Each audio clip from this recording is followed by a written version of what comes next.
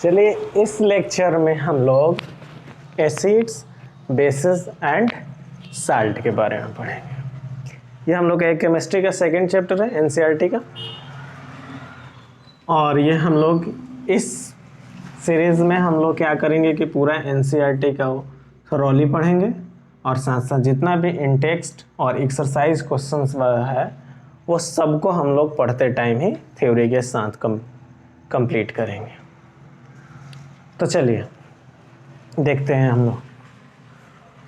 तो देखो जितना भी केमिकल कंपाउंड होता है ना, केमिकल कंपाउंड्स हम लोग यहाँ पे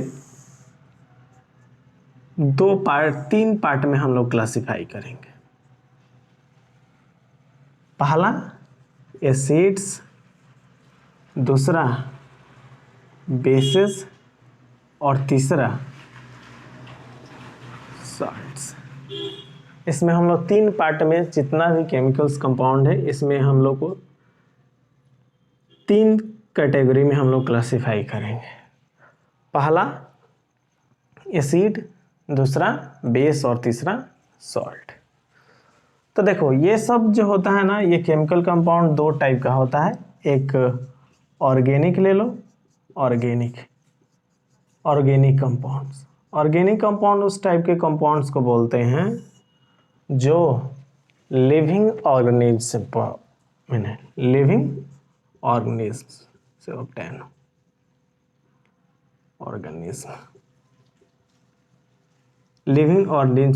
हो। जैसे कि लिविंग ऑर्गेनिज्म क्या होता है, प्लांट्स एंड एनिमल्स से हम लोग को मिले,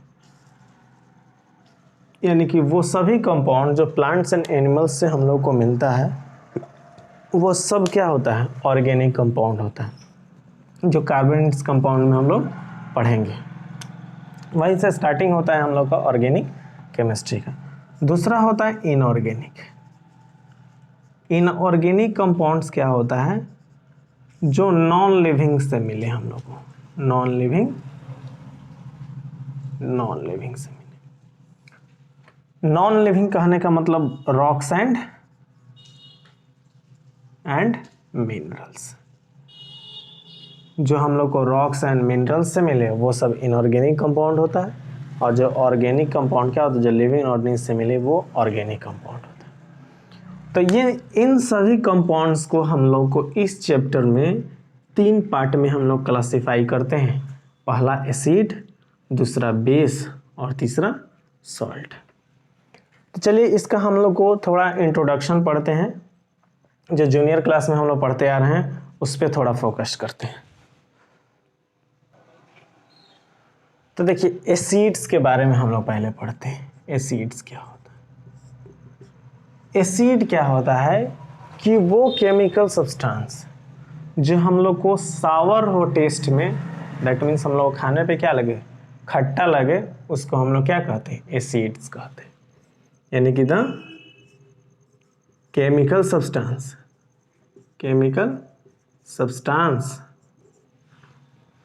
which is sour in taste, जो क्या हो, टेस्ट में हम लोग को क्या लगे, सावर लगे। जैसे कि एग्जाम्पल के तौर पे लेते हैं हम लोग, जैसे कि लेमन जूस ले लो, लेमन जूस ले लेते हैं। दूसरा हम लोग क्या लेंगे, विनेगर ले लो, विनेगर हो गया। टोमेटो हो गया।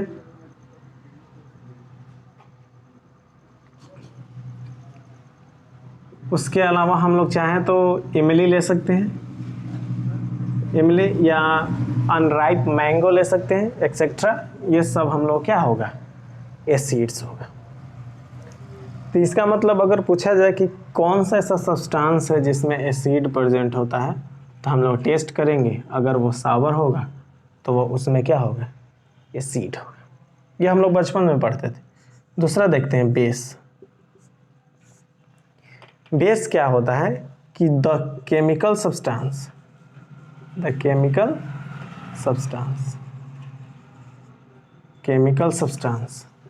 which is bitter in taste,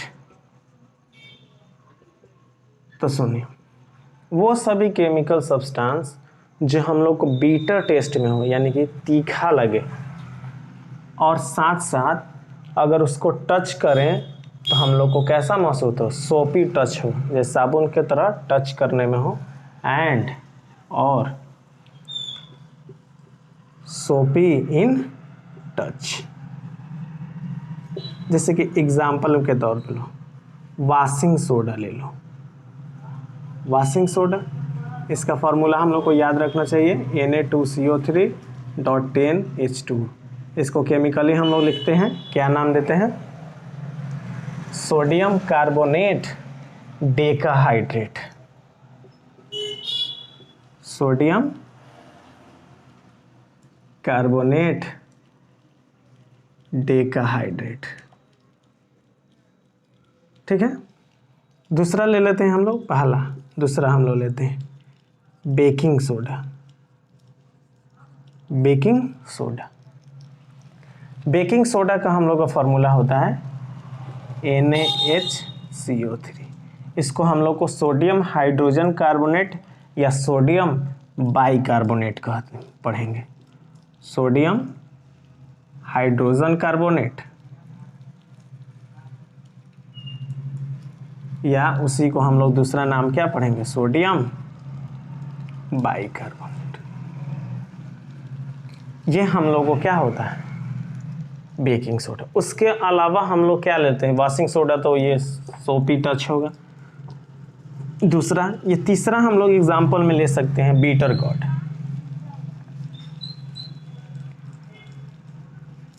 करेला होता है, कुकुम्बर भी ले सकते हैं।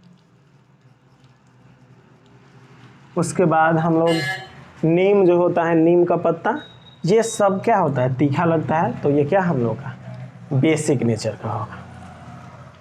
तो ये सब बेसिक डेफिनेशन है। अब हम लोग एक पढ़ते हैं सॉल्ट के बारे में, क्या होता है सॉल्ट, तो देखते हैं।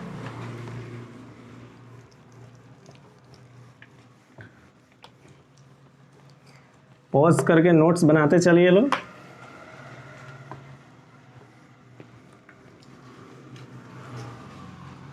सॉल्ट के बारे में पढ़ते हैं। तो ऐसा समझो कि सॉल्ट क्या होता है, it is form by combination of acid and base. यानी कि जब एसिड और ये जो बेस मिलेगा तो हम लोग को क्या बनता है, सॉल्ट। ये इंट्रोडक्शन है, आगे चल के हम लोग पढ़ने को मिलेगा कि जब एक एसिड और एक बेस रिएक्शन करता है तो साल्ट प्लस वाटर बनता है।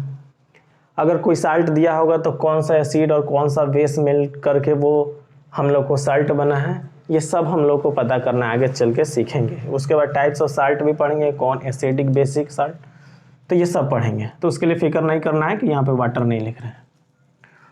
बस इसमें हम लोग बस इतना समझते हैं कि साल्ट कहीं भी अगर हम लोग को मिले साल्ट, इसका मतलब ये है कि जब एसिड और बेस आपस में रिएक्ट किया होगा तो हम लोग का ये साल्ट बना होगा। तो एसिड प्लस बेस क्या बनेगा, हम लोग का सॉल्ट बनेगा।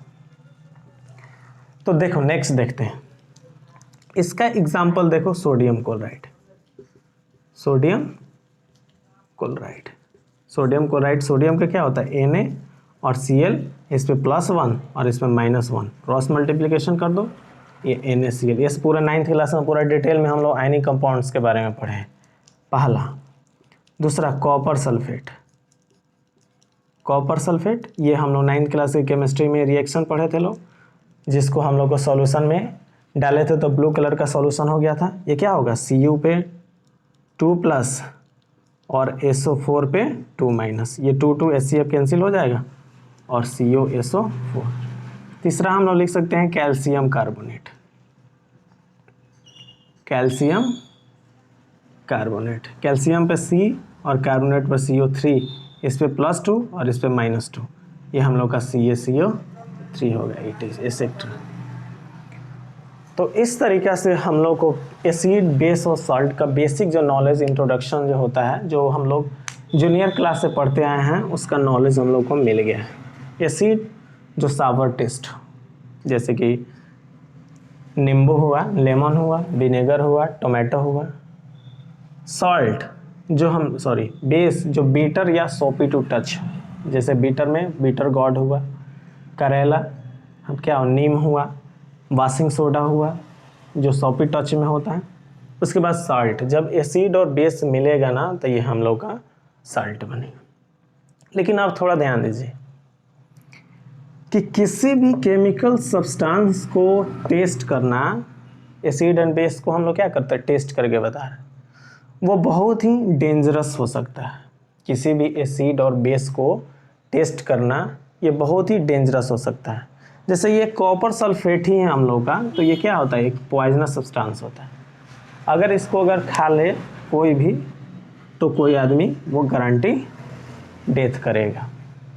सिमिलरली अगर एसिड्स के बारे में, जैसे कि लेमन हुआ और विनेगर हुआ, टोमेटो हुआ, ये तो टेस्ट करके हम लोग बता सकते हैं। लेकिन अगर कोई एसिड जैसे hydrochloric acid, nitric acid, sulphuric acid, ये सब एसिड का अगर एग्जांपल लेते हैं हम लोग, तो ये कितना डेंजरस एसिड होता है ये हम लोग अच्छे से जानते हैं। जैसे कि अक्सर न्यूज़ में आते रहता है एसिड विक्टिम्स के बारे में कि कोई लड़का लड़की पे एसिड डाल दिया तो वो कितना बर्निंग इफेक्ट होता है और स्किन दोबारा रिकवर भी नहीं होता है। तो इसलिए किसी भी केमिकल सब्सटेंस को टेस्ट करना ये बहुत ही डेंजरस साबित हो सकता है। तो इसलिए तब हम लोग, अब क्वेश्चन हम ये आता है कि हम लोग कैसे आइडेंटिफाई करेंगे कि ये दिया हुआ केमिकल सब्सटेंस जो है वो एसिड है या बेस है। तो चलिए इसके लिए हम लोग एक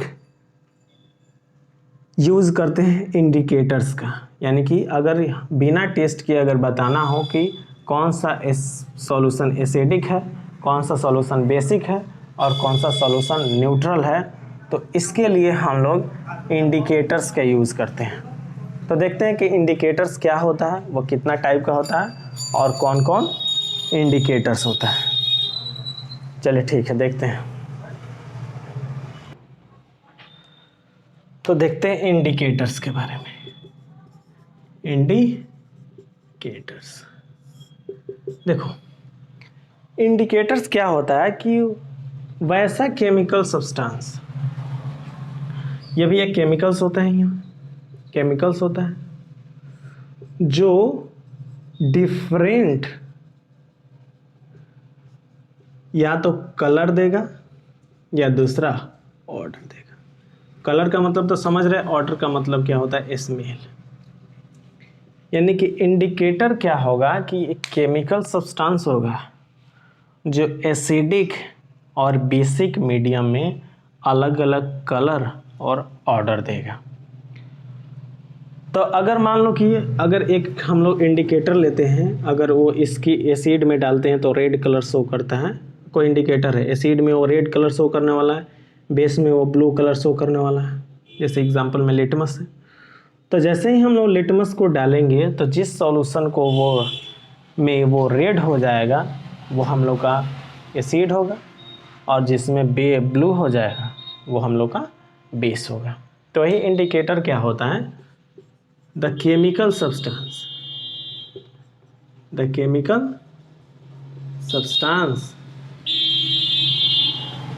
which gives different color or order in acidic basic medium. क्या होता है, अगर वो एसिडिक और बेसिक मीडियम में अलग अलग कलर या ऑर्डर देता है ना, उसी को हम लोग इंडिकेटर्स बोलते हैं। तो चलो इंडिकेटर्स का अगर बात करें हम लोग यहाँ पे देखते हैं इंडिकेटर्स। तो इंडिकेटर दो टाइप का होगा, एक कलर रिलेटेड होगा जो एसिडिक और बेसिक मीडियम में अलग अलग कलर शो करेगा, और दूसरा ऑर्डर रिलेटेड होगा, यही ना। तो एसिडिक बेसिक मीडियम में क्या होगा, इंडिकेटर वो केमिकल सब्सटेंस होता है जो एसिडिक और बेसिक मीडियम में अलग अलग कलर और ऑर्डर को शो करता है। तो यहाँ से इंडिकेटर क्या होगा, दो टाइप का होगा, एक कलर रिलेटेड होगा और एक ऑर्डर रिलेटेड होगा। जो ऑर्डर रिलेटेड इंडिकेटर होता है उसको हम लोग ऑल्फैक्टरी इंडिकेटर कहते हैं। ऑल्फैक्टरी इंडिकेटर, ऑल्फैक्टरी इंडिकेटर का अगर बारे में पूछा जाए तो क्या होता है कि वो indicator, the indicator which give different order in acidic and basic medium is called olfactory indicator. और कलर इंडिकेटर क्या होगा, कलर रिलेटेड, यानी कि इसको कलर्ड इंडिकेटर कहते हैं। कलर्ड इंडिकेटर यानी कि the indicator which gives different colour in acidic and basic medium, acidic and basic medium is called coloured indicator. तब हम लोग क्या करते हैं कि एक एक करके पढ़ते हैं, पहले कलर्ड इंडिकेटर के बारे में पढ़ते हैं, उसके बाद हम लोग ऑयल फैक्ट्री इंडिकेटर्स के बारे में पढ़ेंगे। तो चलिए अब नेक्स्ट हेडिंग डालते हैं हम लोग कलर्ड इंडिकेटर।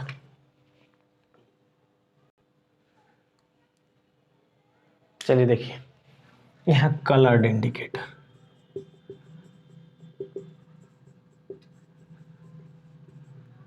ये हम लोग का क्या है, कलर्ड इंडिकेटर। तो यहाँ देखिए कलर्ड इंडिकेटर के बारे में, तो हम लोग को जो यानी कि the indicators which gives different colours in acidic and basic medium is called coloured indicator. तो कलर इंडिकेटर हम लोग को पहला पढ़ना है लिटमस, इसको यूनिवर्सल भी कहा जाता है, यूनिवर्सल इंडिकेटर। ये क्वेश्चन पूछा जाता है कि which indicator is called universal indicator, तो हम लोग बोलेंगे लिटमस। दूसरा हम लोग को पढ़ना है वो टर्मरिक है, हल्दी, टर्मरिक। तीसरा रेड कैबेज, ठीक है, तीसरा हम लोग को रेड कैबेज। और चौथा फ्लावर ऑफ हाइड्रांजिया प्लांट, ये हम लोग के पास है। और पांचवा हम लोग पढ़ते हैं मिथाइल ऑरेंज, ऑरेंज। और छठा पढ़ते हैं फेनोप्थलीन के बारे में, फेनोप्थलीन के बारे में। तो ये सब हम लोग को इंडिकेटर है और इन सभी इंडिकेटर्स का यूज़ करके हम लोग आइडेंटिफाई करेंगे कि कौन सा सॉल्यूशन जो है वो एसिडिक है और कौन सा सॉल्यूशन जो है हम लोग को बेसिक है, ठीक है। तो चलिए इसको थोड़ा मिटा देते हैं, यहाँ देखते हैं,